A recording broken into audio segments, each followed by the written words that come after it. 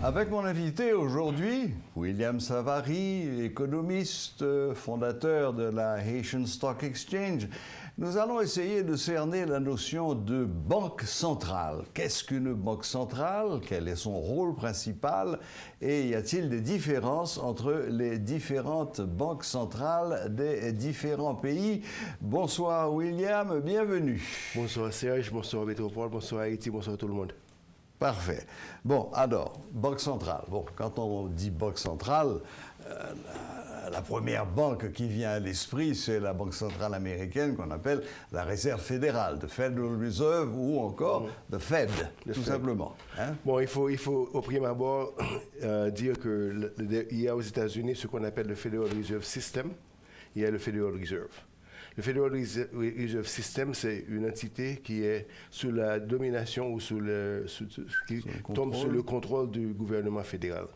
Okay. Mais le Federal Reserve, c'est une agglomération de 12 banques réparties à travers le pays qui s'appellent le Federal Reserve et qui appartiennent aux banques des États-Unis. Très important ça. La Fed, la fameuse Fed, dont le gouverneur est nommé par le président des États-Unis, si je suis bien renseigné, vous me dites que c'est une entité qui est composée de 12 ou 13 banques privées. Distribuées à travers les États-Unis et dont les actionnaires sont des banques privées. Waouh! Ben ça, c'est une différence fondamentale avec les banques centrales européennes. Bon, la Banque de France, c'est pas...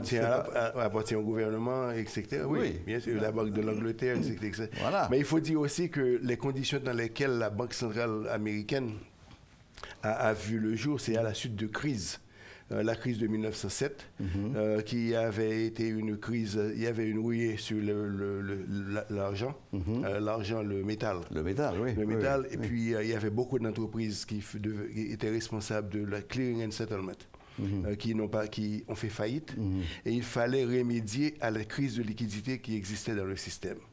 Donc, et les banques, particulièrement, je crois que Morgan, JP Morgan, il a organisé des syndicats entre les hommes les plus riches des États-Unis pour contribuer à un pool pour venir en aide aux banques qui n'avaient pas de liquidité et éviter qu'il y ait des ruées sur les banques. Donc, en d'autres termes, la Banque centrale américaine a pour objet finalement d'être le dernier recours contre une faillite du système où il n'y aurait plus de liquidité. Absolument. Absolument. Maintenant, et un exemple, on veut déjà citer par exemple la crise que nous avons vue récemment avec M. Bush à l'arrivée de Obama.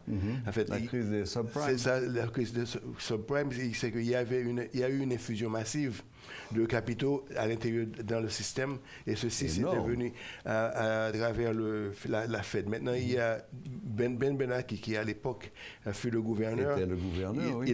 Il avait écrit un texte qui s'appelle The Helicopter Money. C'est-à-dire où le gouvernement allait distribuer de l'argent un petit peu partout dans le pays pour remédier à la crise de liquidité. Aujourd'hui, nous vivons la même chose avec Covid. Avec Covid, nous avons une situation où il y a beaucoup d'investissements qui se font, beaucoup de dépenses qui se font à travers les programmes sociaux. Et ceci, c'est encore des fonds qui viennent de la Fed. Ce sont des chiffres qu'on n'arrive même pas à imaginer, des milliers de milliards. Des milliers de milliards, absolument. C'est absolument effrayant. Bon, maintenant, et toute proportion gardée, notre petite Banque nationale qui est notre Fed à nous, en quoi est-elle différente de la Fed américaine, par exemple? Bon, par exemple, premièrement, la Fed américaine a pris naissance à partir d'une crise. Oui. C'est-à-dire que chez nous, c'est une loi qui a créé la Banque centrale. La Banque centrale. Et je crois que c'est en août 1979. Et la Banque centrale, avant, il y avait la Banque de la République d'Haïti. Donc, ils ont scindé entre la BRH et la BNC, qui est devenue une banque commerciale. La BRH devait remplir les fonctions de Banque centrale. Mais en votant cette loi, ils ont alloué à la Banque centrale, octroyé plutôt à la Banque centrale, à peu près 10 responsabilités, il y a 10 éléments dans le mandat de la Banque centrale.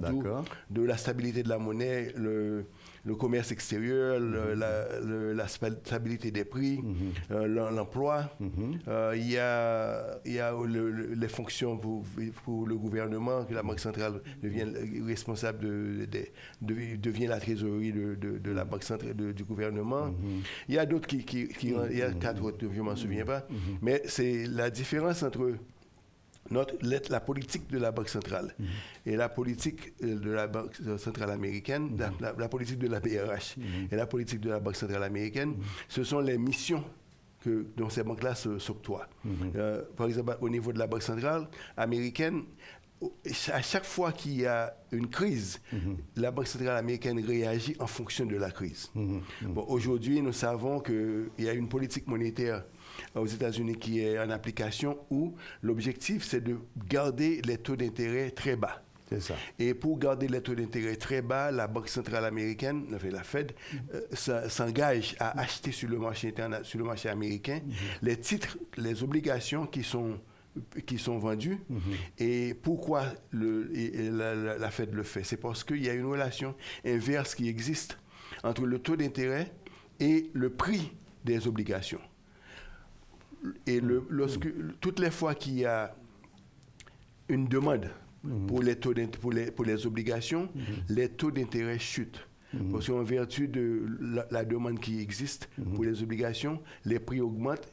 Et vu que les taux d'intérêt qui sont payés sur les obligations c'est un montant fixe, plus la valeur du bon augmente, le ratio, le pourcentage de rendement décroît.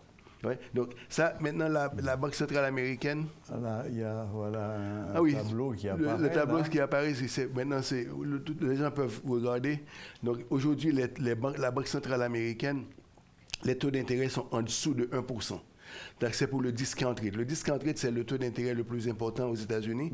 C'est à partir du discount rate que tous les autres taux sont établis. D'accord. Donc c'est vraiment le taux qui vous donne très clairement la notion de la politique monétaire américaine de préserver un taux d'intérêt très bas. Et là, on est en dessous de 1%. On est en dessous de 1%. Maintenant, ce qui est intéressant, il faut dire que la Banque centrale américaine répond à une crise. C'est la crise de Covid, où il y a beaucoup de chômage, il n'y a pas assez d'investissements qui se font. Donc, ils ont mené une politique monétaire qui encourage, qui vise plutôt le taux d'intérêt pour le réduire et permettre à ce qu'il y ait beaucoup plus de demandes pour les emplois, pour les investissements. Alors que chez nous, c'est le contraire. Donc, lorsque vous me demandez de comparer les deux, donc chez nous, la Banque centrale en Haïti se focalise sur deux choses, fondamentalement, c'est selon le dernier circulaire sur leur politique monétaire. C'est vraiment la stabilité de la monnaie et les règlements. C'est tout. Mais s'ils font autre chose, donc ça, c'est pas encore écrit dans leur vocabulaire, dans leur texte. Donc maintenant, alors que il y a 10 éléments de leur mandat que la Banque centrale normalement devrait considérer. Et parmi les éléments, nous sommes en état de crise. C'est comment créer les emplois. C'est comment mettre le crédit à la disposition des entrepreneurs. Et comment réformer les banques, comment réformer les lois bancaires, comment réformer les lois sur les corporations. Donc, la Banque centrale aurait pu être beaucoup plus active et dans la fonction ou dans son rôle sur le moment de crise que nous vivons aujourd'hui. Aurait pu ou même aurait dû. Bon, je vous laisse le soin de dire aurait dû. Non, si j'ai compris ce que vous nous avez dit. Bon, tout cela est quand même très dense, un petit peu, enfin, pour moi en tous les cas, un peu confus. Sur ces histoires de taux d'intérêt, etc. Le taux d'intérêt, on peut l'expliquer. Si par exemple vous avez une maison qui est louée à $100 et la maison a une valeur de 50 000 $, okay, les $100 représentent le loyer que vous percevez. Maintenant, que le prix de la maison aille à 100 000, à 300 000, à 400 000, le loyer reste le même. C'est ça. Okay? Maintenant, comparativement à les $100 sur 50 000, ça vous fait à peu près moins que 1%. Et sur 200 000, c'est encore beaucoup moins. Bien sûr. Donc, c'est vraiment la relation qui existe. OK. Très bien. Merci, William. Merci. La prochaine fois, on choisira un autre thème à venir.